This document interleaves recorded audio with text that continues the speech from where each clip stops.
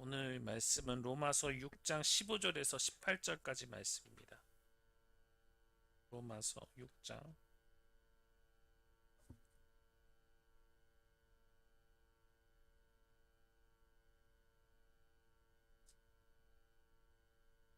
15절에서 18절까지 말씀.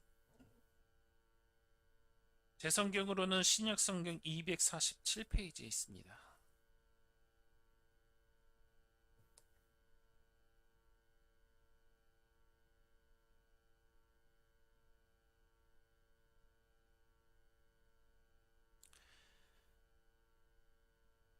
같이 교독하도록 하겠습니다. 제가 먼저 봉독합니다. 그런즉 어찌하리요 우리가 법 아래에 있지 아니하고 은혜 아래에 있으니 죄를 지으리요 그럴 수 없느니라.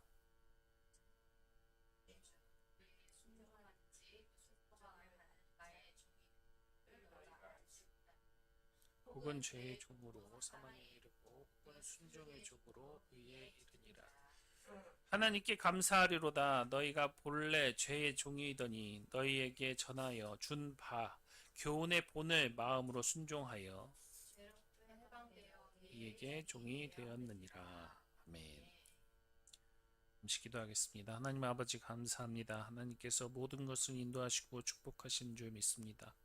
이 말씀을 전할 때 바른 말씀을 전하게 하시고 틀린 말씀은 바로 수정하여 하나님께 영광 돌리는 말씀으로 이끌어 주심을 믿습니다.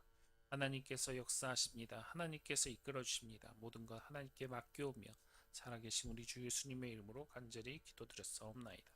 아멘. 예, 오늘 말씀은 믿음 가진 자의 라이프라는 말씀이에요.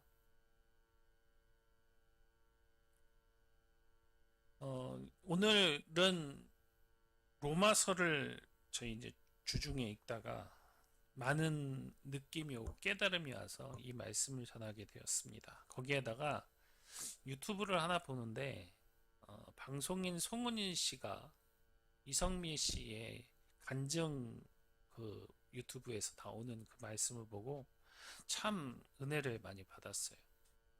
그 중에 하나님은 이렇게 다 주셨는데 나는 이거 하나 못할까 하는 그런 말이 너무나도 은혜가 되었습니다. 저도 이런 적이 있었거든요. 어릴 적에 목사님의 아들이라는 이유, 그리고 다른 사람의 시선, 관계, 거기에다가 제가 목사가 되어야 한다는 그 압박감 속에 저는 쉽게 이해할 수 없는 혹은 깨달을 수 없는 이야기들을 하니까 저는 그 믿음의 생활에서 그다지 좋지 않았습니다. 그저 과거에 하나님을 만났었기 때문에 아버지가 목사님이기 때문에 그리고 또 아버지가 나를 혼낸다는 이유로 그냥 하나님을 온전히 믿기만 했었거든요. 그런데 그런 신앙의 삶은 내가 잘해야지 라든가 내가 이렇게 해야지 라는 마음으로 돌릴 수 있던 게 아니었습니다. 그저 하나님께 온전히 나를 맡긴다 라는 생각이 필요했는데 그런 생각을 갖기가 너무나도 쉽지가 않았어요. 도대체 이게 무슨 얘기인가? 나를 어떻게 맡기라고? 나에게 무엇이 있다고? 내가 왜 그래야 되는지 알 수가 없었어요. 하나님이 내 삶에 이미 많은 은혜를 주셨다라는 소리는 들었지만 그 사람 안에서 새로운 마음이 생긴다는 이야기는 들었지만 그런 마음이 있다고 하여 내 삶이 바뀌지는 않았거든요. 그런 마음으로 처음에 삶을 지내다가 사역을 시작하게 되었고 그거를 100% 이해하지 못한 상황에서 도리어 한 성도님 혹시 알지는 모르겠는데 BJ 이차함수라고 있어요. 그 무슨 학원의 원장이기도 한 그 사람이 오히려 저를 변화시켰다고 저는 봅니다. 그냥 평범한 청년이었거든요. 그때 당시엔. 근데 하는 거 그리고 했던 모습들 자체들이 그가 나에게 변화를 주었어요. 저는 전도사이고 그는 평신도 아니 평신도도 어떻게 보면은 어느 정도 믿음을 가진 사람이라고 할 수 있는데 그냥 나이 좀 있는 그냥 청년이었거든요. 근데 그런 사람 하나하나 행동이 저에게 믿음 가진 사람의 모습이 이런 거구나 라는 것을 느끼게 되었어요. 그를 보면서 느끼고 깨달았던 것들이 하나하나 느끼게 되었는데 저에 대한 선택이 중요하다는 사실을 알았어요. 하나님이 나를 이렇게 사랑하시는데 내가 계속 죄의 자리에 들어간다?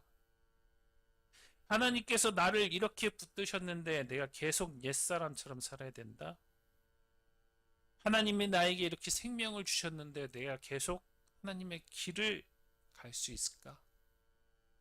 그런 생각에서 단 하나, 하나님의 선택이, 하나님을 향한 선택이 무엇인지 깨닫게 해주신 거예요. 제가 보는 믿음에 가진 사람은 이렇다는 겁니다. 여러 가지 선택 중에 하나를 고르는 것이 아니라 오히려 하나님께서 원하시는 삶을 선택하는 거예요. 하나님께서 주신 올바른 선택이 무엇인지 깨닫고 그런 삶을 선택하는 것이 신앙인의 삶이라는 겁니다. 옛날에는 자꾸 죄를 따르려 한다는 말씀을 많이 이야기를 했어요. 그리고 오늘 말씀 자체에서도 그런 말씀 있잖아요. 로마서 6장 15절에서 18절 말씀에 말입니다. 그 중에 15절 말씀을 보면 우리가 은혜 아래에 있으니 이제 마음대로 죄를 지어도 되는가? 라고 물어보는 거예요. 그런 질문에 바울은 단호하게 얘기를 했습니다. 그럴 수 없다라고. 바울의 답은 간단 명료했고 확고했습니다. 왜 그랬을까요? 로마서 6장 16절에는 또 이렇게 얘기를 해요. 너희 자신을 종으로 내어주어 누구든지 순종하든지 그 순종을 받은 자의 종이 되는 줄 너희가 알지 못하느냐라고.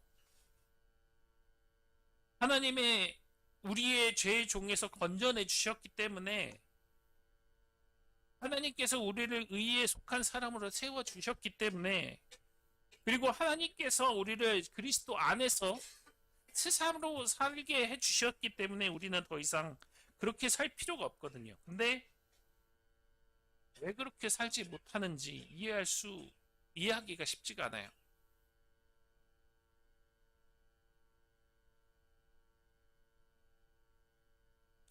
믿음을 가진 사람의 생활은 단순하게 착하게 살자가 아니잖아요. 믿음을 가진 생활은 하나님이 주신 그 은혜를 받은 사람이 그 죄가 아니라 하나님께 속한 사람이라는 것을 살아가는 거잖아요. 그런데 우리는 여전히 흔들려요. 무엇을 해야 될지, 왜 그렇게 살아야 되는지 알지 못해서가 아니에요. 자꾸 우리의 마음은 이렇게 살아도 되는 건가? 라는 생각이 들기 때문에 그래요. 이는 우리의 마음 속에 교만, 탐욕, 질투, 분노, 색욕, 탐색, 나태 이런 죄들이 있기 때문에 그렇거든요. 그런 게 자꾸 우리의 습관이라는 것이 그것들을 자꾸 선택하려고 하기 때문에 그래요. 우리의 자신이 순종하는 것이 그것에 대한 종이라고 얘기를 해요. 죄를 따라가면 죄의 종이 된다고. 그리고 하나님의 순종하면 의의 길로 나간다 얘기합니다. 이것은 아주 우리에게 중요한 말씀이에요. 우리는 기본적으로 나는 자유롭게 산다. 나는 내 마음대로 산다. 내가 원하는 것을 선택한다. 라고 생각을 하지만 분명하게 성경은 얘기를 해요. 내가 계속 따라가는 것이 결국 너를 지배한다고. 예를 들어서 분노를 계속 따라가면 어느 순간 분노가 나를 다스려요. 탐욕을 계속 따라가면 돈과 욕심이 나를 다스려요. 교만을 계속 따라가면 사람을 그냥 판단하고 무시하는 마음이 계속 나를 다스립니다. 질투를 따라가면 기쁨이 내 고통이 되고요. 남의 기쁨이 도리어 내 고통이 되고, 세욕을 따라가면 사람을 인격적으로 보는 것이 아니라 욕망의 대상으로 봐요. 식탐과 욕망을 계속 따라가면 내 마음이 나를 절제하지 못합니다. 나태를 계속 따라가면 하나님이 주신 그 시간을 허명하게, 허무하게 보낸다라는 겁니다. 그런데 죄는 이렇게 살아가는데도 불구하고 이것이 죄인지를 쉽게 깨닫지를 못해요. 왜 그럴까요? 죄는 이 정도는 괜찮아. 너도 힘들잖아. 이번 한 번만은 괜찮아. 나도 억울하니까 화를 내도 돼. 남들도 다 그렇게 하잖아. 라는 것에서부터 시작해서 그것이 나인 양, 그것이 내 소리인 양, 그것이 내 말인 양, 자연스럽게 그것을 선택하게 하거든요. 자기 합리화를 통해. 어떻게 보면 그것이 더 쉽고 더 간단해요. 너무나도 간단해요. 도리어 더 편해요. 더 명확해요. 더 확고해 보여요. 그런데 그 죄를 계속 따라가다 보면 더 명확하게 보이는 것들이 죄로 바뀌어 있어요. 내가 어떤 선택을 하느냐에 따라서 그것이 죄가 될지, 도리어 나에 대한 참된 열매가 될지 모릅니다. 이 죄는 신기하게도 이것을 선택하면 도리어 점점 더 나를 비참하게 만듭니다. 이것이 옳은 선택이라고 생각을 해서 선택을 했는데 그것은 나를 굉장히 불쾌하게 만들어요. 그러면서 이게 맞는 거니까, 이것이 더 옳은 거니까 라고 하면서 자기 합리화를 해요. 그렇기 때문에 바울은 묻는 거예요. 너는 누구에게 순종하고 있는가? 무엇의 종으로 살고 있는가? 라면서요. 자기 믿음의 상황이 어떤 건지 체크를 해봐야 한다는 겁니다. 자꾸 내 삶이 죄를 따르려 한다는 것을 인정하는 것이 먼저 중요한데, 내 안에서 여전히 악한 습관과 욕심과 교만이 있다는 것을 인정을 해야 돼요. 그래야만 그것을 떨쳐내려고 노력을 한다는 거예요. 하나님이 나를 다른 자리로 옮겨셨다는 것을 붙들고 끝나는 것이 아니라 내가 자꾸 다른 곳에 가려고 하는구나 라고 인정을 하면서 내가 바른 길로 선택할 수 있는 상황으로 나갈 수 있어야 된다는 거예요.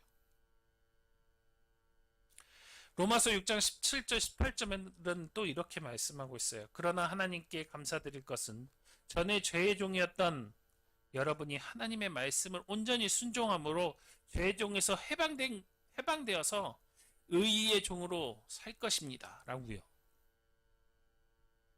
여기서 굉장히 중요한 부분이 있는데 주어가 하나님이란 사실이에요.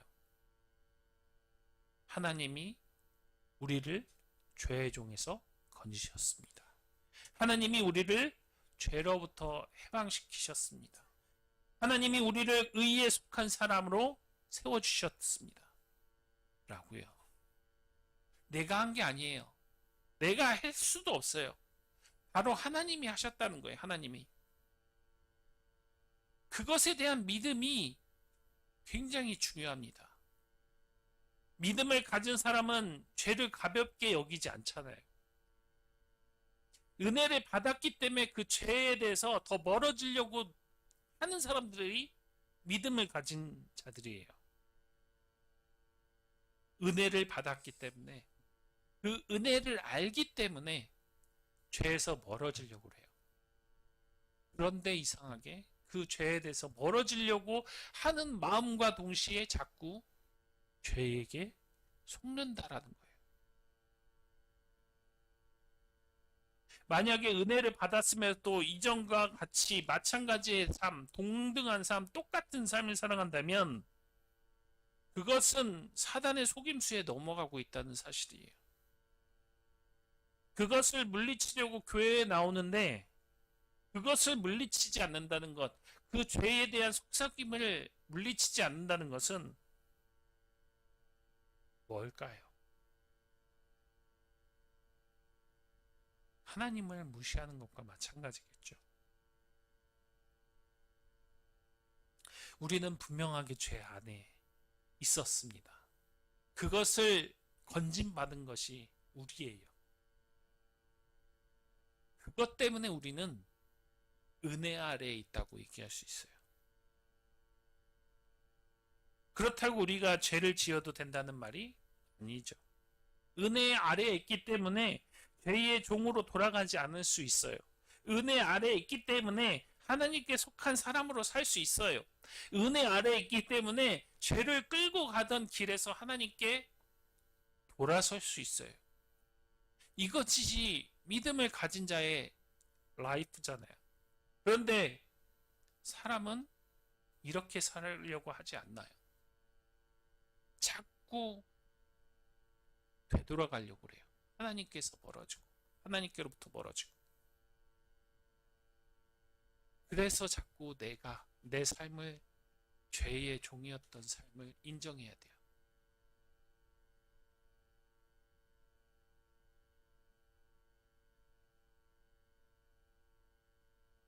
우리는 죄의 종이었던 사람이에요. 단순하게 설명하면 이렇게 질문할 수 있어요.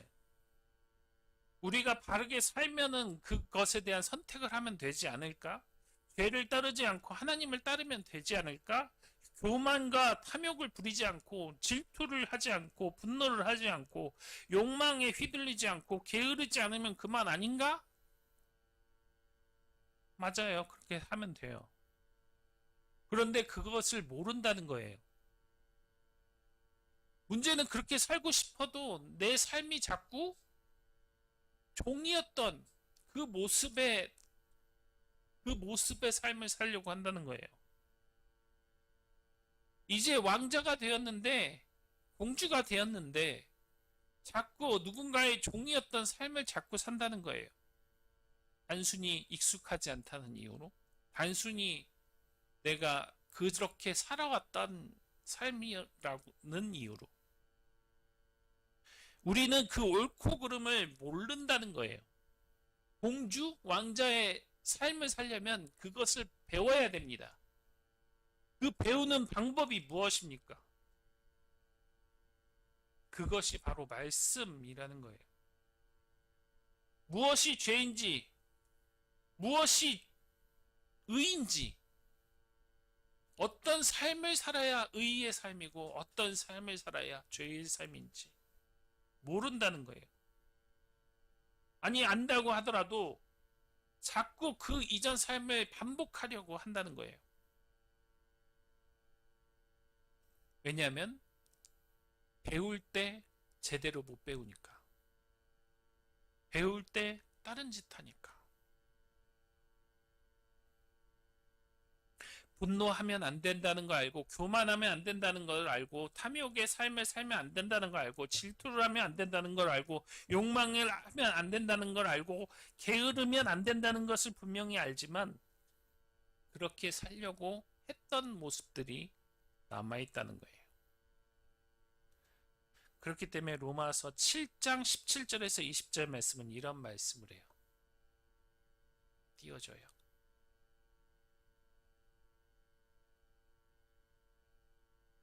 같이 읽습니다.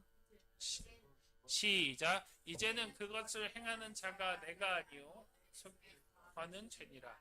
내 속 곧 내 육신에 선한 것이 거하지 아니하는 줄 아노니 원함은 내게 있으나 선을 행하는 것은 없노라. 내가 원하는 바는 선을 행하지 아니하고 도리어 원하지 아니하는 바 악을 행하는도다.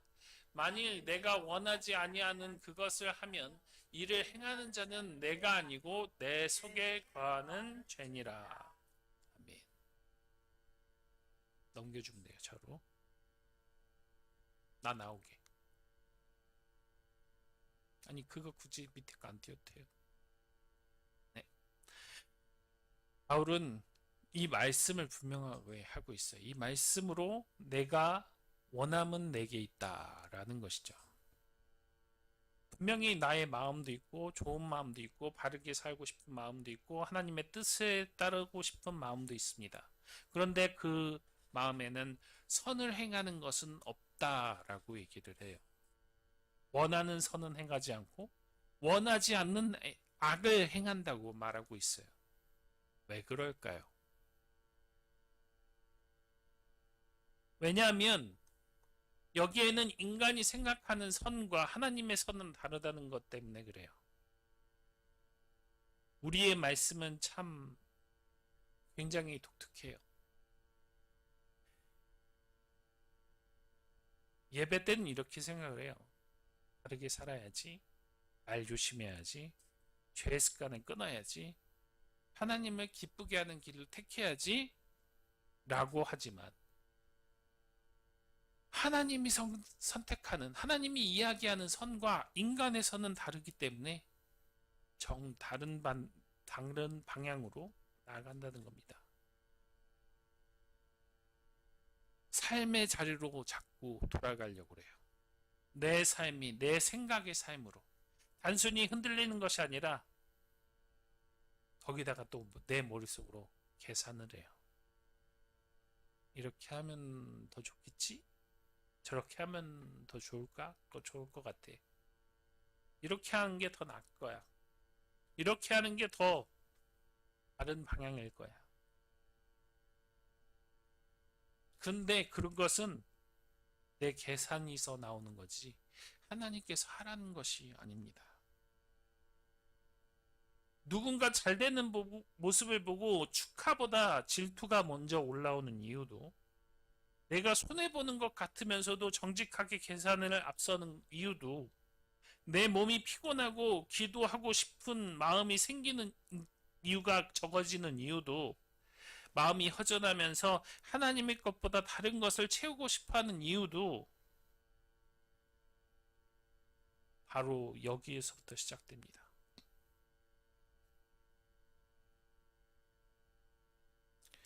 저는 이것을 변화시키는 방법 중에 하나가 지난주 주중에 전도사님이 행했던 일 같아요. 그래서 예제로 들려고 그래요.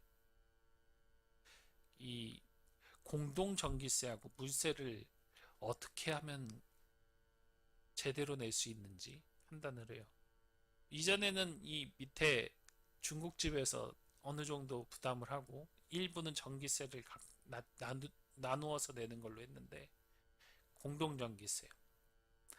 그런데 그것을 선택하는 과정에서 우리도 일일이 다 계산을 해서 더 적게 내거나 더 바르게 낼 수도 있죠. 그런데 처음에는 그렇게 생각을 했다가 전도사님이 그러는 거예요.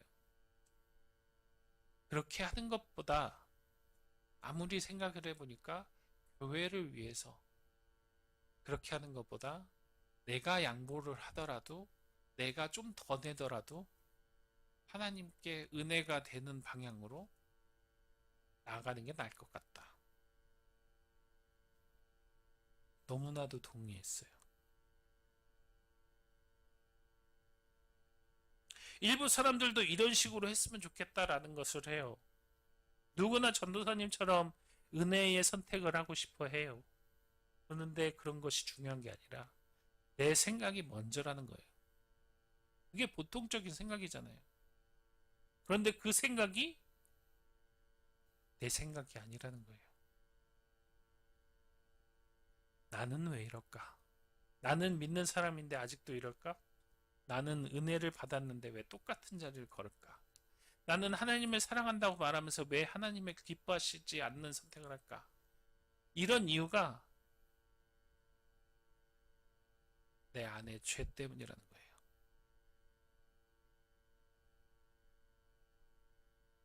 조금만 더 생각하면 이런 것 죄 때문에 내가 바른 선택을 못했구나 라는 사실을 깨달을 수 있는데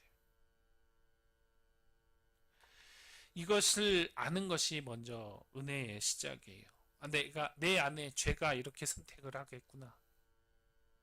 아니면 내가 이런 선택을 했는데 하나님께 이게 도움이 될까라고 한 번 더 생각을 해보는 것도 방법이에요. 그렇기 때문에 저는 제 힘으로 안 됩니다. 알고도 무너지는 사람입니다. 제가 속삭이면 제가 흔들립니다. 저를 붙들어 주세요라고 하면서 바른 선택을 하도록 기도하는 게 중요하다는 거예요. 우리는 죄가 없는 척하는 사람들이 아니잖아요. 믿음을 가졌기 때문에 죄가 있음을 알매도 하나님께서 죄 없음을 쾅 찍어준 사람들이라는 거잖아요. 믿음을 가진 사람은 나는 저 사람보다 낫다고 하는 게 아니라 내가 저 사람을 더 낫게 좋게 여긴다 라는 사람이잖아요. 그래서 주님, 저도 주님 없이는 무너질 수밖에 없습니다. 저 사람이 저보다 낫기 때문에 더 좋은 생각을 할 수 있습니다. 그를 도와주시고 저를 도와주세요. 라고 기도할 수 있다는 거예요.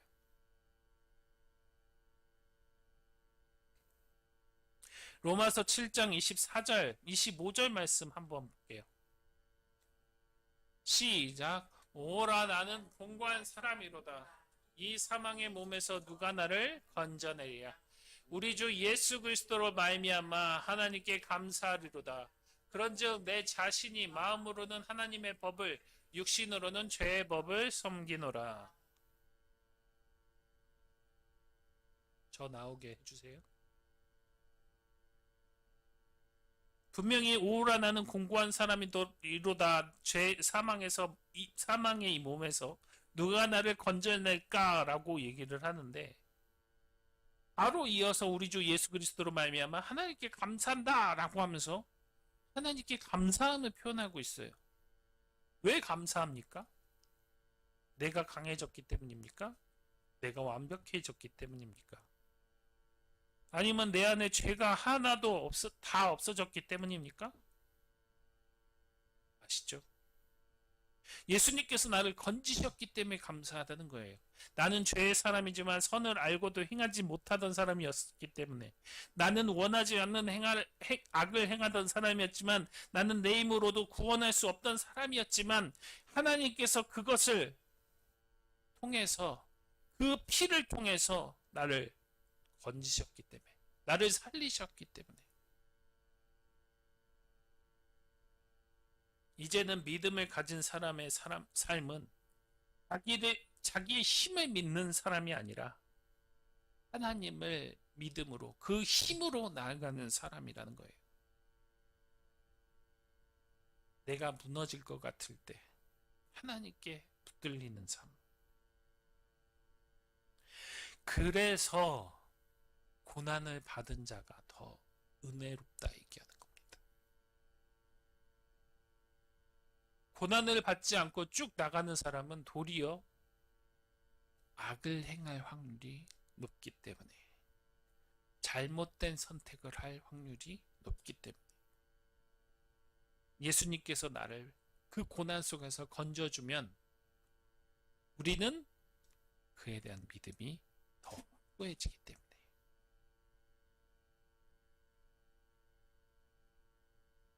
하나님이 우리를 예수 그리스도 안에서 건지신 거예요. 하나님이 우리를 새 사람으로 부르셨어요. 하나님이 우리를 예수님을 따라 살아갈 수 있는 사람으로 살게 하신 거예요. 말씀을 보고 예수님 닮은 삶을 살아야 한다는 거죠. 그렇기 때문에 우리는 예수님을 본받아야 되죠. 그런데 이 스스로 이 예수님 닮은 삶을 살 수 있을까요? 이제는 우리가 죄인이었던 우리가 예수님 닮은 삶을 살아야 한다고 하는데 어떻게 따라 살아야 할까요? 이 답은 명확해요. 우리는 이제 맏아들이신 예수 그리스도를 본받음을 따라가 살아가야 되는데 우리는 형상에 따라 삶을 살기 위해서 우리를 부르셨기 때문에 그러한 삶을 살도록 하셨는데 다른 누구도 아닌 맏아들 예수 그리스도의 그 모습을 따라 살아야 하기 때문에 우리는 이런 말씀을 받았습니다. 로마서 8장 29절 말씀이요. 시작. 하나님이 미리 아신 자들을 또한 그 아들의 형상을 본받게 하기 위하여 미리 정하셨으니 이는 그리 말 및 형제 중에 맏아들이 되게 하려 하심이니라. 아멘. 여기서 가장 중요한 핵심은 맏아들이 있죠. 예수님이 많은 형제들 가운데 맏아들이 되게 하셨다는 거예요. 예수님이 우리와 동일한 수준의 사람이란 뜻은 아니죠. 그렇지만 그도 인간이었던 적이 있었기 때문에 우리를 위해 대신해서 맏아들로서 자기 자신의 책무를 다했다라는 것을 얘기합니다.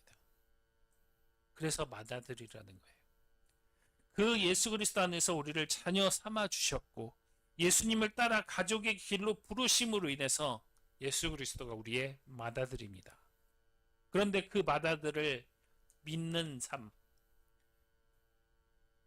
예수님께서 그러니까 표현을 하자면 우리 그 가족 중에 가장이라고 해야 될까요?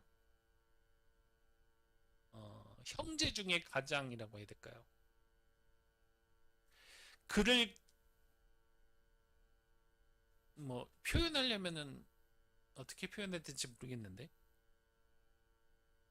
맏아들이라는 것 자체가 우리 어른들은 잘 이해할 수 있을 것 같긴 한데 표현하려면 그 가족 중에 가장 책임이 막중한 사람이라고 해야 될까요? 그가 움직이는 대로 나머지 가족들이 움직이거든요. 그래서 그 맏아들이라는 책무가 굉장히 중요하잖아요.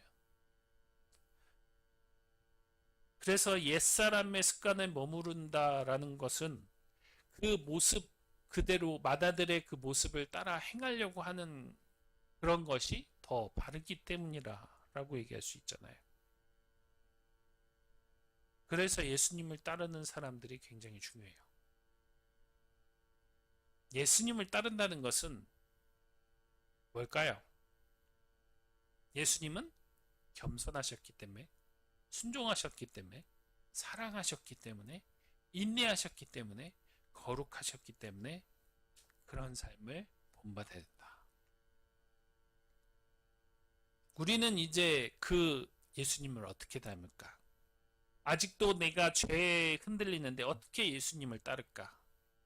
내가 기도도 잘 못하고 마음도 자꾸 무너지고 선택도 흔들리는데 어떻게 해야 될까? 라는 말씀은 로마서 8장 26절 27절 말씀에 이렇게 나와 있습니다. 같이 읽습니다. 시작. 이와 같이 성령도 우리의 연약함을 도우시다니 우리는 마땅히 기도할 바를 알지 못하나 오직 성령이 말할 수 없는 탄식으로 우리를 위하여 친히 간구하시느니라. 마음을 살피는 이가 성령의 생각을 아시나니 이는 성령이 하나님의 뜻대로 성도를 위하여 간구하심이니라. 우리의 연약함은 이미 성령께서 아시고 계시다는 거예요. 그리고 마땅히 기도할 바도 제대로 알지 못하는 우리를 통해서 성령님이 할 수 있는 탄식, 기도를 친히 강구하신다는 거죠. 성령님께서 생각하시는 것이 우리를 위한 생각이라는 것이죠. 이는 하나님의 뜻대로 우리를 그 성도의 길 가운데 나아갈 수 있도록 하는 그 기도 가운데 있다는 거잖아요. 성령님께서는 우리를 약하심을 도우시고 우리를 위해 기도하시고 우리를 위해 복잡한 그 삶 속에서 이끌어 주시고 죄와 싸우다 지쳐 주저앉고 싶을 때 하나님께서 우리를 세워주시듯이 이 성령님께서는 우리를 도우신다는 겁니다. 하나님은 그 성령님을 통해서 우리 그 일 안에서 바로 따를 수 있다는 거예요. 다른 누구도 아니라 성령님, 그 성령님으로 인해서 우리가 죄를 따르지 않고 마음을 깨우치고 예수님께 돌아가도록 하는 그 말씀. 하나님께 우리가 예수님의 형상을 닮아가도록 하는 것 자체도 성령님이 있기 때문에. 그리고 신령과 진정으로 예배한다라는 그 말씀 자체도 성령님께서 우리를 도우심으로 인해서 예배한다라는 말씀으로. 아니, 다시 얘기하면 우리의 삶은 성령님 없이는 제대로 살 수 없다는 말로 또 얘기할 수 있다는 거예요. 다시 얘기하면 내가 제대로 된 선택을 못할 것 같으면 무조건 기도, 말씀 찾기 이겁니다. 이런 질문이, 이런 삶이 먼저라는 거예요. 다시 이전처럼 돌아가는 삶으로 살 것 같으면 하나님께서 그것을 바로 잡아주시기에 성령님을 우리 안에 주신다는 거죠. 로마서 8장 31절 말씀에 또 이런 얘기도 있어요. 시작. 그런즉 이 일을 대하여 우리가 무슨 말을 하리요? 만일 하나님이 우리를 위하시면 누가 우리를 대적하리요? 이런 말씀을 하고 있어요. 다른 얘기가 하나님이 우리를 위하신다라는 거예요. 성령님이 우리를 위하시고 예수님을 따르려고 할 때 절대 혼자 내버려 두지 않고 성령님을 통해서 우리를 완전하게 완벽하게 옛 습관을 버리고 하나님께 나아갈 수 있는 힘을 주신다라는 거예요. 그것을 사단이 절대 우리를 대적할 수 없다라고요. 하나님은 분명하게 우리를 도우실 거예요. 성령님을 통해서 우리를 도우신답니다. 성령님을 통해서 우리를 일으켜 세우신답니다. 하나님은 우리에게 예수 그리스도의 닮은 형상을 만들어가기 위해서 우리를 변화시킨답니다.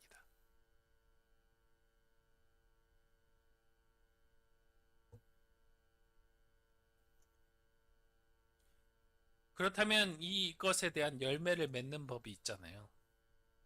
어떻게 하면 열매를 맺을 수 있을까? 우리는 믿음 가진 사람의 삶을 살면서 아주 중요한 자리에 있잖아요. 죄인의 삶이 살고 있었다는 것. 그렇다면 우리는 이제 바른 선택을 해서 그것에 대한 열매를 맺어야 될 거 아니에요.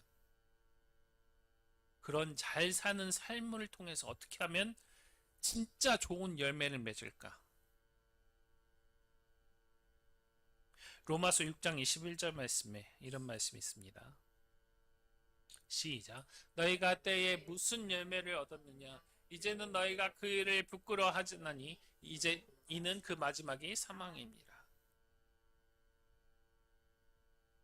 분명히 성령의 열매도 있고 그것에 따른 열매도 있지만 사망에도 죄에도 열매가 있어요. 그것이 사망이래요. 죄의 열매는 부끄러움이며 수치스러움입니다. 즉 죄인으로서 고개를 숙여야만 하는 모습이에요. 근데 그런 단순한 이러고 있는 게 아니라 도끼가 우리의 목을 치려고 하는 아주 죽기 직전의 그 모습이나 마찬가지예요. 그런데 죄는 굉장히 달콤해 보여요. 너무 편해 보여요. 아니 세상적으로만 봐도 명확하게 알 수 있어요. 예를 들어서 죄를 지으면 돈 쉽게 벌잖아요. 정말 쉽게 돈을 버는 모습을 볼 수가 있어요. 예를 들어서 사기 혹은 조폭 같은 사람들 처음에는 너무나도 쉽게 돈을 법니다. 이것처럼 우리의 마음에는 죄가 내 마음을 풀어주는 것처럼 보여요. 만족감을 주기도 하고. 하지만 죄는 마지막에 우리를 살리지 못해요. 마지막에는 우리를 부끄럽게 하고 머리 숙인다. 아까 얘기했죠? 도끼가 내 목을 친다.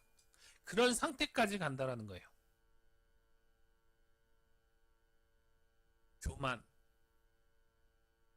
그렇게 살면 내가 커져 보입니다. 그런데 관계가 무너져요. 탐욕. 그것이 있으면 내가 많이 가진 것 같아요. 그런데 감사함이 사라져요. 질투. 그것은 내가 모든 것을 차지한 것 같아요. 그런데 남의 기쁨이 내 고통이 되는 거예요. 분노. 내가 이기는 것 같지만 전혀 그렇지 않아요. 말과 행동을 통해 상처가 남아요. 색욕은 따라가면 내 즐거움이 있는 것 같지만 사람의 형상을 보지 못하기 때문에 욕망의 대상으로 보는 거예요. 식탐, 절제 없는 욕망은 몸이 건강해지는 것 같고 마음이 튼튼해지는 것 같지만 도리어 마음과 몸이 무너집니다. 나태, 내가 편해지는 것 같지만 하나님께서 주신 그 시간을 허무하게 흘려보냅니다. 이것이 열매예요. 죄의 열매. 로마서 6장 22절 말씀은 또 다른 열매를 얘기하죠. 시작. 그러나 너희는 죄로부터 해방되고 하나님께 종이 되었는 거룩함에 이르는 열매를 맺었으니 마지막은 영생이니라. 성경에는 분명하게 얘기했습니다. 그러나 이제는 이라고. 우리는 전과 다른 사람입니다. 같은 사람이 아니에요. 하나님께서 우리를 죄로부터 해방시켜 주셨기 때문에 우리의 속한 그곳은 거룩함이 가득한 열매를 맺게 하신다는 겁니다. 그 방법은 다른 그 방법이 아닌 그 방법은 우리의 삶 가운데 나아가는 우리를 영광으로 나아가게 하는 마지막은 영생이 열매라는 겁니다. 믿음을 가진 사람은 두 가지 열매가 또 서 있습니다. 죄를 맺게 하는 부끄러움의 사망의 열매도 있고 하나님께서 맺게 하시는 거룩한 생명의 열매가 있습니다. 이것 자체도 우리가 어떤 것을 선택하고 나아가느냐에 따라서 알려진다는 거죠. 예수 그리스도의 이름을 붙들고 선택해야만 그것을 바르게 선택한다는 겁니다. 갈라디아서 5장 22, 23절 말씀. 오직 성령의 열매는 사랑과 희락과 화평과 오래 참음과 자비와 양성과 충성과 온유와 절제니 이 같은 것을 금지할 법이 없느니라. 이 성령의 열매는 영생의 열매입니다. 이 열매는 내가 열매를 만들라고 얘기하지 않고 있어요. 오로지 성경에서는 성령의 열매라고 얘기합니다. 아까 얘기했죠. 성령께서는 우리를 바르게 인도하신다고. 그 인도하심에 따라 나아가야 돼요. 요한복음 15장 5절 말씀. 나는 포도나무요 너희는 가지라. 그가 내 안에 내가 그 안에 거하면 사람이 열매를 많이 맺나니 나를 떠나서는 너희가 아무것도 할 수 없습니다. 그 성령의 열매를 맺으려면 예수님을 붙잡고 붙들어야 돼. 우리가 열매를 맺는 그 길은 예수님께 붙어서 성령의 인도하심에 따라 성령 충만함으로 가는 거예요. 그래서 믿음을 가진 사람이 죄가 올라올 때는 하나님께 기도해야 돼요.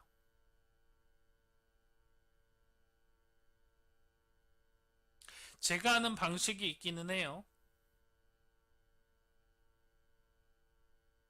교만이 올라올 때는 하나님이 하셔. 내가 높아지지 않도록 하나님께서 나를 세우셔. 하나님께서 날 이끌으셨어. 내가 움켜쥐지 않아도 주님께서 나를 살리셔. 성령 충만으로 이루셔. 하나님께서 나를 일하게 하셔. 내가 심판자가 되지 않도록 하나님께서 나를 다루셔. 내 몸과 마음 주님의 것이며 주님이 나를 거룩하게 지켜주셔. 성령 안에서 내가 절제하고 성령 안에서 내가 열매를 맺게 하셔. 하나님께서 나의 오늘의 사명을 걸어갈 힘을 만들어 주셔. 이런 식으로 외쳐요. 하나님이 하시고 예수님께서 날 세우시고 성령 충만함으로 이루신다고요. 이것은 내가 책임을 회피하거나 그런 말이 아니고 무슨 주문을 외우고 그런 것이 아니라 내 마음을 다잡고 내 흔들리는 마음을 붙잡을 때 하는 것입니다. 이것을 통해서 저는 많이 세워졌다 생각을 하거든요.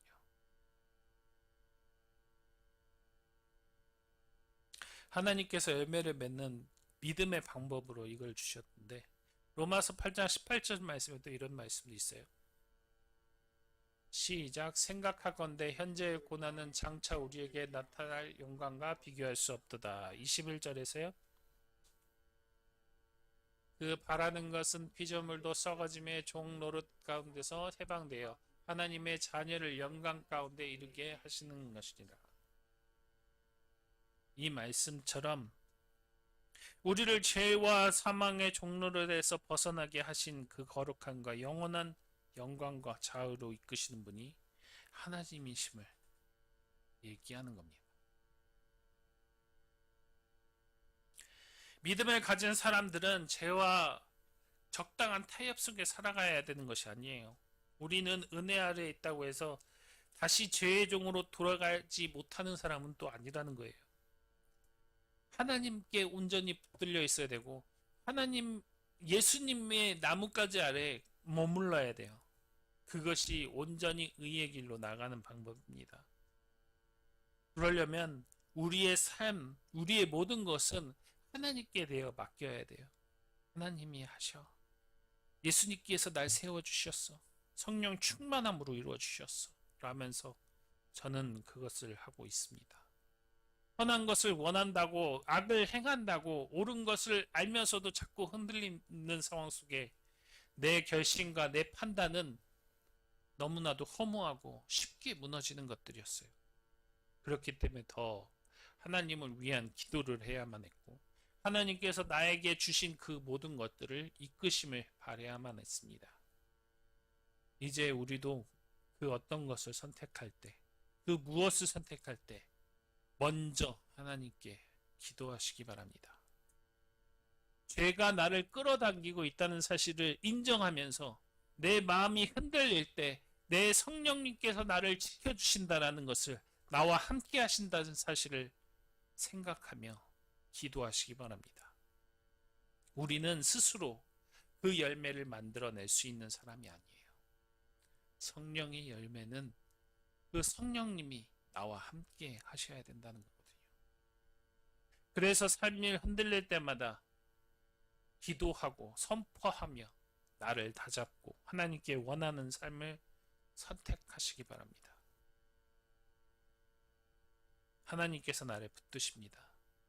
예수님께서 나를 세워주십니다. 성령님께서 내 안에 열매를 맺게 하십니다. 내 힘으로 이 죄를 이기려 하지 말고 하나님께 다시 돌아가는 믿음의 고백으로 교만과 탐욕과 질투와 분노, 색욕과 탐색과 식탐과 나태의 마음을 들려고 한다면 우리는 내 힘만 붙들지 않고 오로지 하나님께 나아가는 삶을 사시기 바랍니다. 믿음을 가진 자의 삶은 내 힘으로 죄를 이기는 것이 아니라 하나님의 붙드심으로 예수 그리스도의 세우심으로 성령의 열매를 성령 충만함으로 맺게 하는 삶입니다. 이런 삶을 나의 삶으로 인정하시고 사시면서 늘 승리하시는 저와 여러분이 되어 언제나 하나님과 함께 하시는 성도님들이 되시기를 예수 그리스도의 이름으로 바랍니다. 선포하겠습니다. 하나님께서 우리를 죄의 종에서 건지시고 의의 길로 옮기셨습니다. 우리는 선을 원하면서도 악에 흔들리는 사람이지만 예수 그리스도께서 우리를 건지셨습니다. 하나님께서 우리를 맏아들 되게 하신 예수의 형상을 본받아 온전히 하나님께 사시려고 부르셨습니다. 성령께서 우리의 연약함을 도우시고 하나님의 뜻대로 살아가도록 우리를 붙드셨습니다. 죄는 부끄러움과 사망의 열매를 맺지만 하나님은 우리에게 거룩함과 생명의 열매를 맺게 하셨습니다. 교만과 탐욕과 질투와 분노가 생욕과 식탐과 나태가 우리를 아무리 흔들려 해도 하나님은 우리를 다시 붙들게 하시고 열매를 맺게 하십니다. 하나님이 하셔 예수가 날 세우셨어 성령 충만함으로 이루셔. 믿음 가진 자의 삶은 하나님이 붙드시고 예수님이 세우시며 성령께서 열매 맺게 하시는 삶입니다. 아멘. 이를 위한 기도를 하겠습니다. 하나님께서는 분명 날 이끄셨습니다. 그 어떠한 상황에서도 날 이끄실 겁니다. 그 모두 어려운 상황에서는 날 붙드십니다. 온전히 나는 하나님께 붙들린 사람, 예수께 매달린 사람, 성령 충만함으로 날 이끄십니다. 이를 인정하시고 이를 고백하시고 이를 나아가게 하심으로 하나님께 감사하는 마음으로 기도하시는, 그리고 내 삶이 하나님께 있음을 고백하시는 그런 기도를 하시겠습니다. 주여 부르시고 기도하시겠습니다.